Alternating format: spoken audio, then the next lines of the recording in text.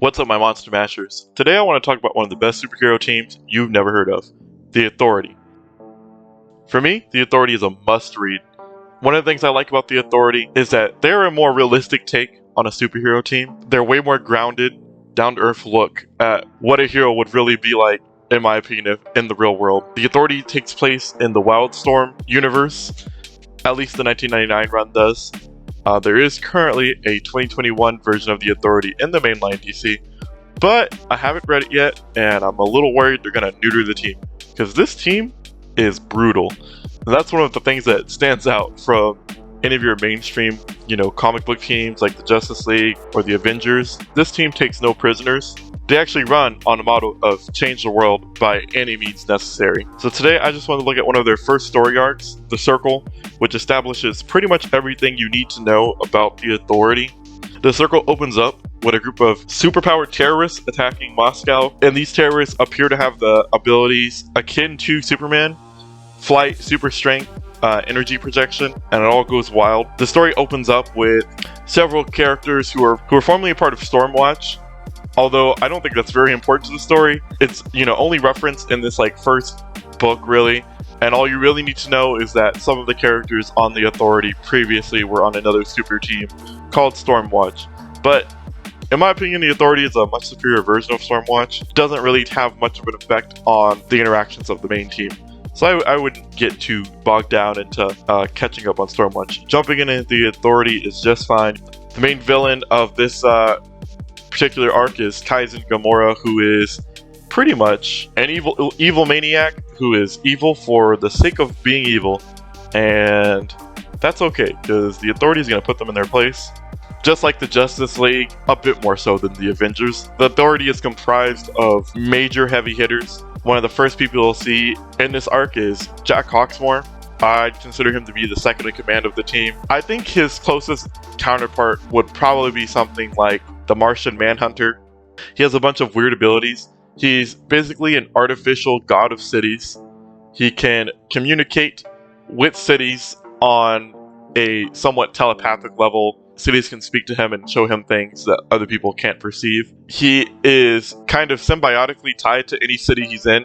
So if a city has taken massive damage, he's taken massive damage internally as well. He has super strength and super agility and jumping speed, even outside of cities.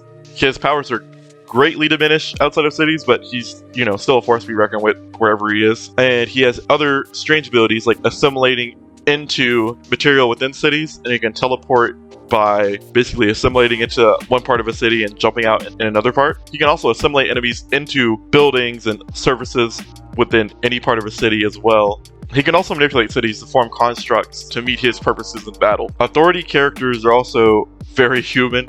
He's in a very open sexual relationship with the next character, the Engineer. The Engineer, imagine Iron Man but on steroids mixed with crack. Basically, this team's version of Cyborg. She's replaced every ounce of her blood with nanomachines. This allows her to do crazy things like cover her body in metal armor at will, create practically any weapon she can imagine almost instantaneously. She has some level of technopathy, where she can just infect a machine and make it do whatever she wants. She can create a microscopic net of invisible blades, as you'll see later. Really quite versatile of a hero, and a quite threatening one, to be sure. Their team leader is Jenny Sparks, the spirit of the 20th century. That's like a cool concept you see in Wildstorm, are these spirit characters who are like abstract, like actual deities that just happen to exist in this universe. There's like all types of spirits. Since she represents the technological leap that took place in the 20th century, she has the power to manipulate the fundamental force of electricity. She can output electrical powers on a grand scale and is able to instantly fry multiple superpowered beings at once using her electrical powers. And she's a very no-nonsense type of leader. That's one of the things I love about her. She's definitely not the perfect person. She's pretty chill with casualties. The only thing she really cares about is making sure the job gets done. And at the end of the day, the Earth continues to live on for another day. That's her whole deal. And I love it. I think she's one of the more realistic takes on what a team leader would be. She's not super confrontational, but she demands respect, and she has enough power to back up the respect she's asking for. So if you don't do what she says, she'll find a way, even if she can't do it herself, to make you pay. That's a big aspect of these heroes, is not being perfect people and still being able to be superheroes, which I think is a interesting message that I would say they do explore in comics, but like not to the, what I would say, the real extent. Which brings me to the next character on this list, who's known as the Doctor. He is what's called the Shaman of the Earth, and the Doctor, should invoke images of like Doctor Strange, because that's basically what he is for this universe. He is the shaman, and there is always a shaman on Earth, and there always will be a shaman on Earth, due to just how their abilities work. The shaman is a being who can warp reality on a mostly localized scale, but each shaman has more power than the last because all of their knowledge is accumulated and extends to the next shaman. The Doctor can speak to all past shamans freely at any time by entering this dimension where the previous shamans go where they die, which isn't the afterlife, it's more like the shaman's afterlife. As far as I know, the Doctor can't speak to other dead people, but who knows really. The Doctor, his powers are wild, and he does refer to his powers as magic, and for all intents and purposes that's exactly what they are. His main thing is he doesn't usually create something from nothing. He usually transforms objects and beings into other things, and you see it when he takes on some of Kaizen Gamora's forces. He does things like turn enemies into birds, as well as turning enemies into trees, and all other sorts of wacky abilities. And why I say the Doctor is like a perfect example of an imperfect person. The Doctor struggles heavily with drug addiction, and that's something you'll see in some of his story arcs, and he has to confront that. It's specifically like opioid drugs. I know alcoholism is like something they touch on for heroes a lot, but you don't see as much heroes getting into opioids and whatnot, especially on the big superhero teams. Only one I can really think of is Arsenal, and he's never been on, as far as I know, a team to the scale of the Justice League, fighting these global threats. I want to skip ahead and talk about another member of the team, known as Swift. Swift is a pretty interesting character. I would say she is probably the weakest member of the team, whereas I would say the Doctor is probably, at least power set wise, the strongest member of the team. Swift is probably power set wise the weakest member of the team. She has avian bird-like features. She has limited super strength, and using her bird-like features, she has enhanced senses, specifically enhanced hearing and enhanced sense of sight. She can see the farthest out of anyone on the team. She can hear leagues and leagues better than anyone else out of the team. She also has some preconceived sense of changes in the direction of wind, so it's very hard to sneak up on her. Makes her a very effective fighter in combat. And one of the weirdest things about her is she is one of the fastest heroes in the Wildstorm universe. She's effectively the team's version of the Flash, combined with Hot Girl. A very weird combination, I know. But there is no one on the team who can match her speed, even the Superman allegory we're about to get to shortly. But using her super speed and her general fearlessness, she will be one of the first people to jump into battle, and someone you definitely want on your team. She will just blitz the enemy and kill them fairly quickly with her talents. Don't underestimate her just because on paper she's not the strongest on the team. But if you want to know the team's real killers, I think next we'll be looking at the deadly dynamic duo, Midnighter and Apollo.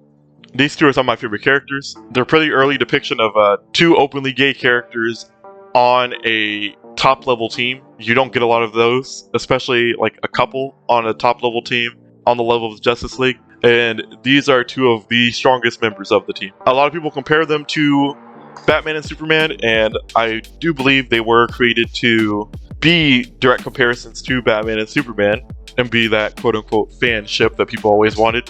But that's a very surface level reading of these two characters. I think that reading stands up more for Apollo. I think he's closer to Superman than Midnighter is close to Batman.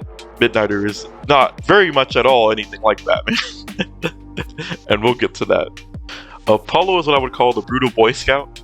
He will always fight for what is right, and he will end anyone who tries to stop him.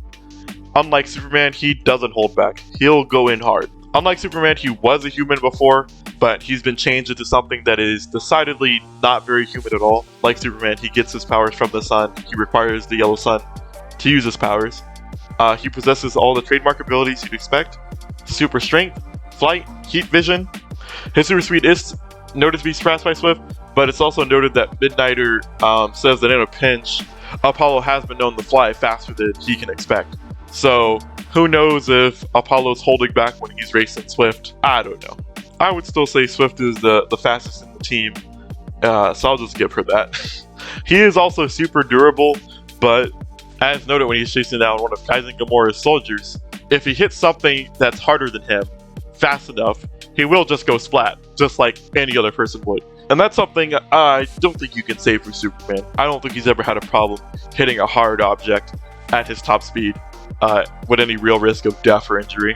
But that does bring me to another one of the Shaman's powers on how they saved Apollo from this pretty damning fate. The Shaman, or the Doctor, has the ability to open up portals into other dimensions and bring people into those dimensions for varying purposes, like stopping all of somebody's kinetic energy all at once. That brings me to the final team member I want to talk about, Midnighter. Midnighter gets his comparisons from Batman, I believe, through to his main power, which basically makes him prep time incarnate. Midnighter's main ability is that he has a supercomputer in his brain that allows him to calculate the outcome of a fight several thousand times in a second. He can play a fight out in his head hundreds and hundreds of times and figure out any enemy's move with almost 100% accuracy.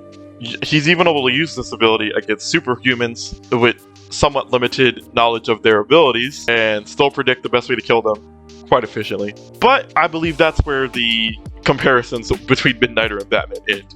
They are both brawlers, but Midnighter does not have a no-kill rule.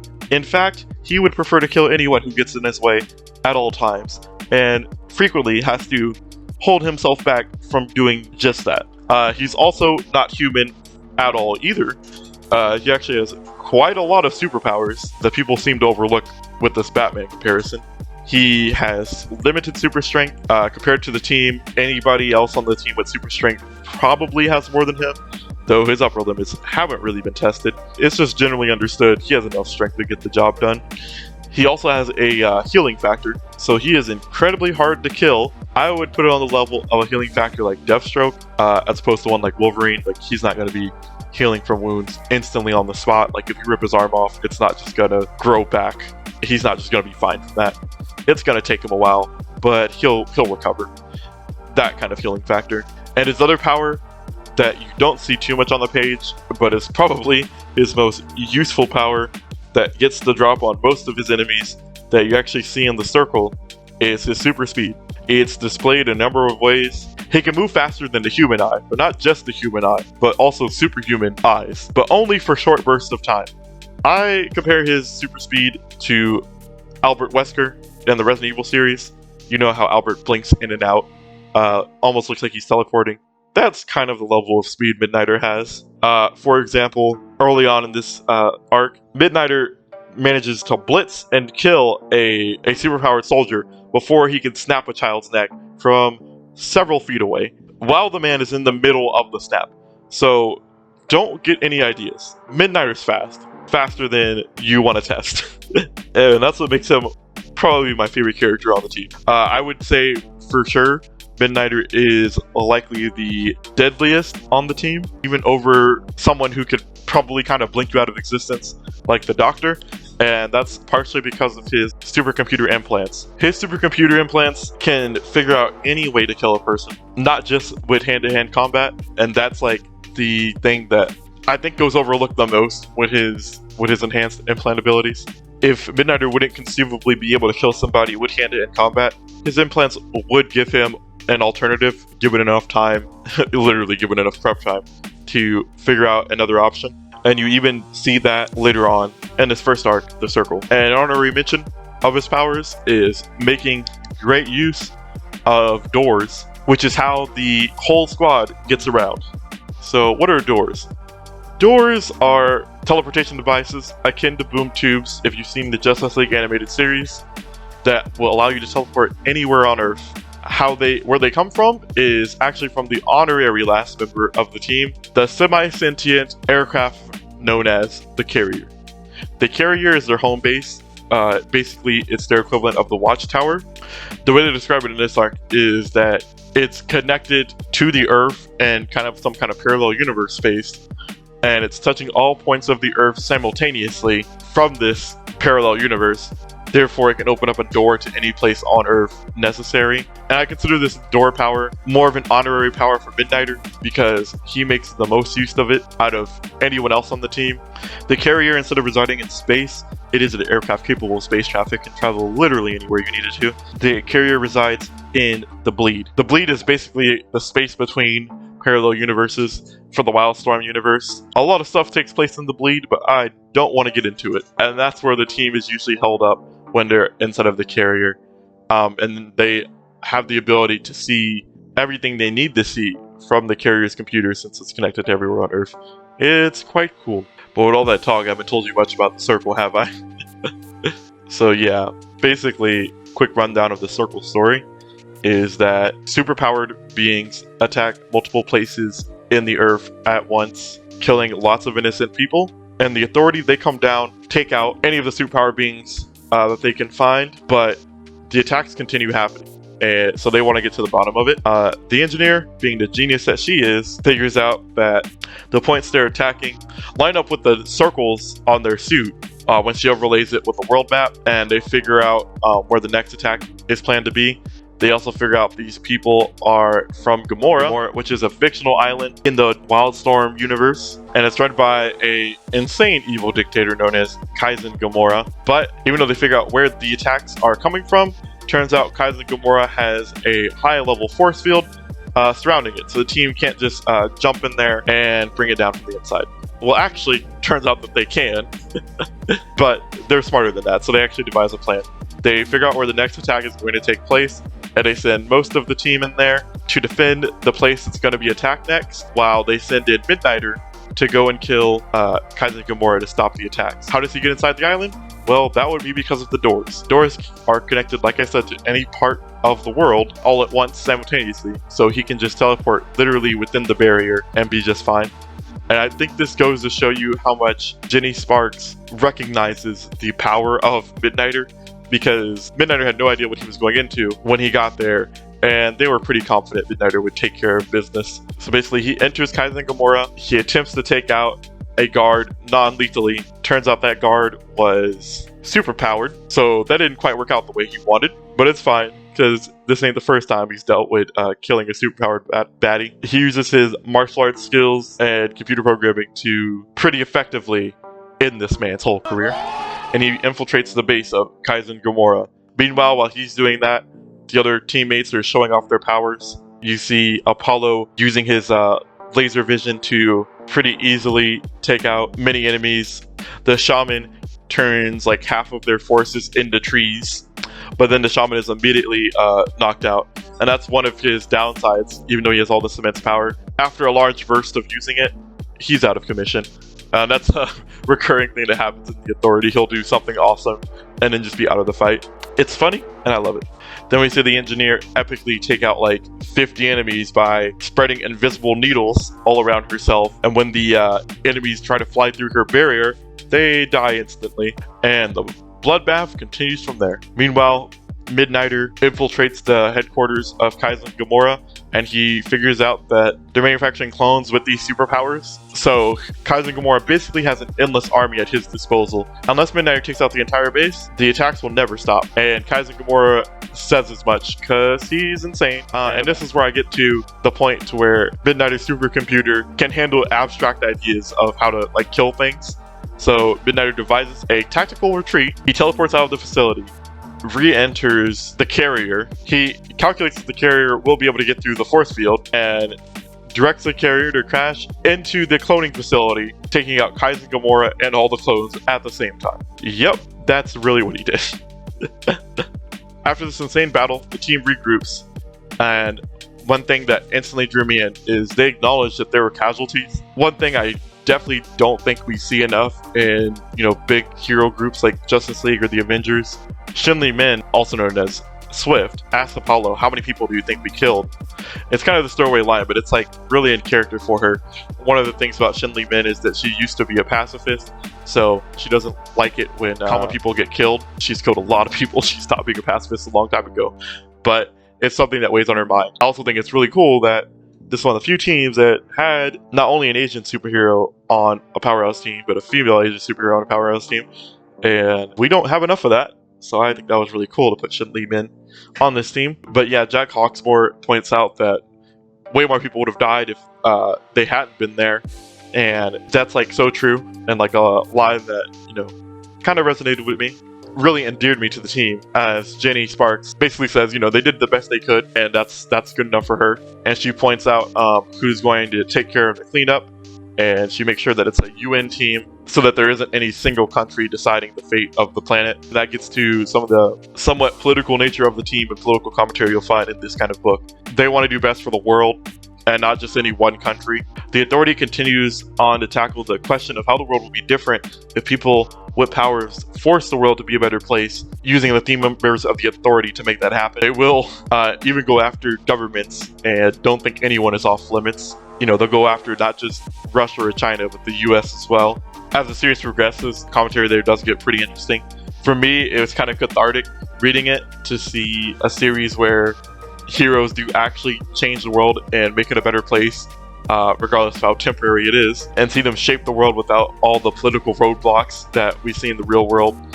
Of course, it's fictional, but sometimes it's nice to read things like that. And it makes you ask a lot of questions like, how far is too far?